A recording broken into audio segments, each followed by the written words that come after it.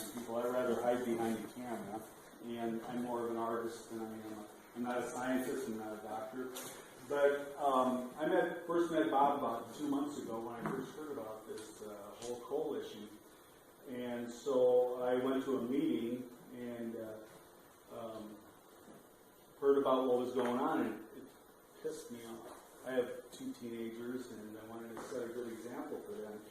So I contacted this West Shore shipping facility up in Roberts Point, and Roberts Bank, and I tried for about 6 weeks to get in there, and wasn't getting any response, so I called up the person who I thought might have the most knowledge and power in the company, and that was the secretary to the executive director. And I got hold of her. She said, well, why do you want to come to her? I said, well, I'm a photographer, and I'd like to do an article at some point about this. And she goes, well, what's the gist of the article? And so I said, well, I live in Bellingham, and the gist of my article would be that why do we need another coal port within sight of an existing one? And she said, well, let me get back to you. So she called me back 20 minutes later, and she said, I have you set up for a tour on April 20th, whatever. And so I went up there, took my cameras, and they gave me a 3-hour private tour in a Lexus SUV through this whole facility. And I have a few of the pictures right around here in one of the books. So I wish you'd take a look at it. But it looks like something out of remember the images we used to see of the Soviet Union and some of the industrial sites and the worst ecological disaster areas that the Soviet Union had? Well, that's what this place looks like. And they're fantastic people. They were very upfront and open with me. I'm sure they had an agenda by letting me come in to shoot pictures. But I shot a whole bunch of pictures. And I got them up on a website, and I'll give you that website in just a minute. And I've got some up here. But the biggest problem that they have, and they've been doing this for 40 years, is dust suppression. They have the most state-of-the-art dust suppression system that is known to man. And that is these humongous gun sprinklers. They have these huge masts that tower over these 85-foot tall piles of coal that spray water constantly, and they can't control it. There's also a dead zone around this whole shipping facility where the coal dust is blown off the ships and just smothered the marine floor bed. Dust was everywhere. I could taste it, so on and so on. So then I decided to follow up a little bit more.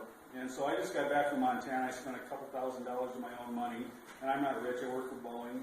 But I wanted to see what this whole issue was about, because it's more than what our concerns are with the noise of trains passing through our communities. It's a global issue that affects the whole world. By shipping this coal overseas and by having another country burn it, whether it's China or India or Korea, that's putting pollutants into the air that is affecting all of us. And the problem is that the most innocent are the ones that are the most affected. The poor in Bangladesh, the ones that are going to be suffering the water column rising, and so on. But I don't want to get into that too much. So I went back to Montana, and one of the things I learned back there was that, this coal the companies are advertising it as clean coal because it's low in sulfur, but what I learned back there was that it's also higher in mercury. And so, we have that problem.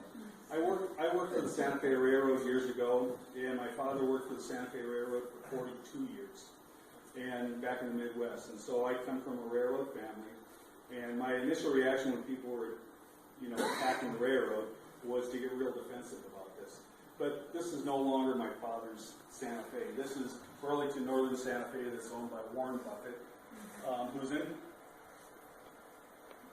Now I'm an artist, so he's in cahoots with Goldman Sachs. He loaned Goldman Sachs $5 billion, and they mentored him to buy the Burlington Northern Santa Fe for like $32 billion.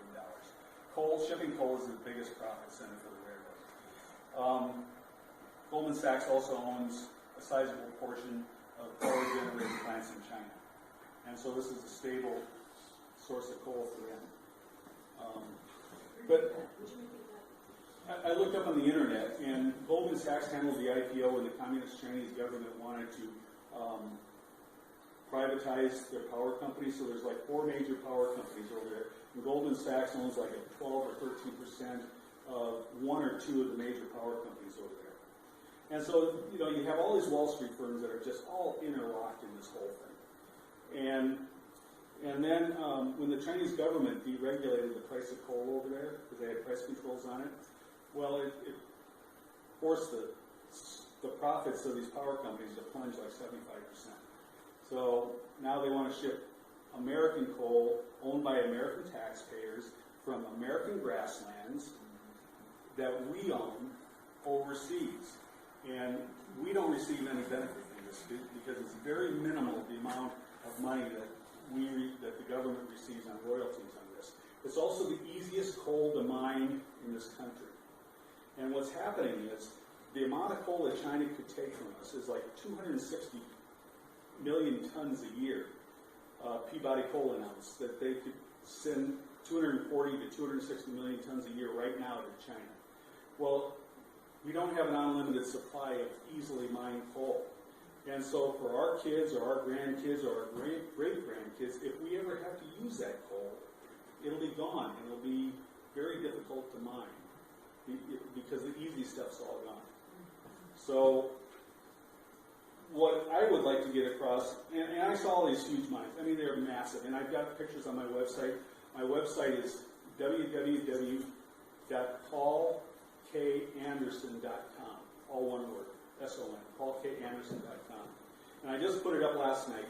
So if you do a web search, you know, engine search, I don't even know if it'll show up yet. But take a look at some of the pictures on there.